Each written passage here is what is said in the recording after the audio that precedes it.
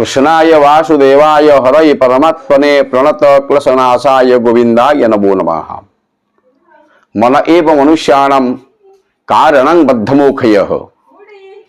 मन मनुष्य को बंधन रे पकई दिए एवं मुक्त मध्य कर दिए। तेणु मनर मूले ए जगत। मन को आउरी तेजियान करने को पड़ो। बेले बेले मन शांत हो जाए। अशांत मन रे ये संसार से अनेक गुड़े कार्य जगत रे करे।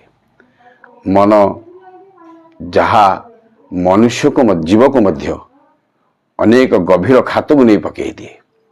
तेणु मन को नियंत्रण करने दरकार। ये मन को धारुआ मन को सदा सर्वदा तेजियान करने दरकार। सुंदर कहानी आपण मान निकट में अवतारणा करुँच।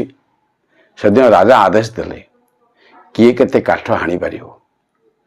जड़े युवक कहला आज्ञा मुझे 100 गछ काठ हाणी पारि। राजा कहले ठीक अच्छे हाण हाण। राजा कहले हाण हाण। हाणिबा स्टार्ट है। 2 मास रे चलला काठ हाणिबा। 2 मास रे राजा जो देखते काठुरी हाणी 100 गछ। 3 मास को कमिला 10 गछ। 6 मास पर राजा देखते काठुराटे 40टा गछ हाणी।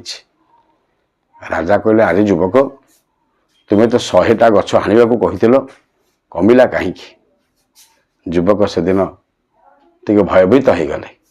राजा पाखक आसिले कह राजन भूल मोर हो जाइए ना कौन कौन भूल होती कहीं हाणी पाइलनि ना हे राजा ये हाणी पाइलेनि।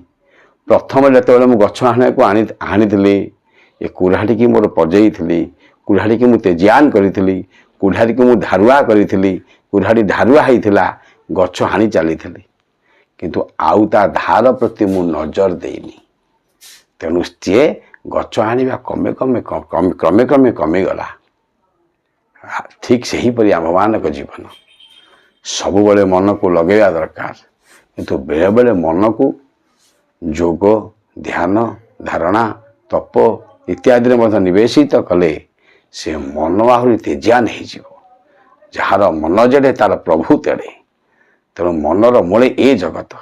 तेणु मन को नियंत्रण कले निश्चिंत भाव हिमालय मध्य ए जीव चढ़ी पार। तेणु आसतु ए कहानी माध्यम से मन को तेजियान करवा से तपस्चरण करवा भगवान का नाम नवा मन उल्लसित हेले निश्चिंत भाव में ए जीवर ऊर्ध्वगति हम अधोगति हम ना।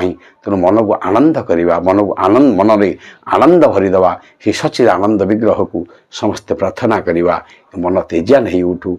मन ही समस्त कल्याणकारी हो उठू। जय जगन्नाथ जय जगन्नाथ जय जगन्नाथ।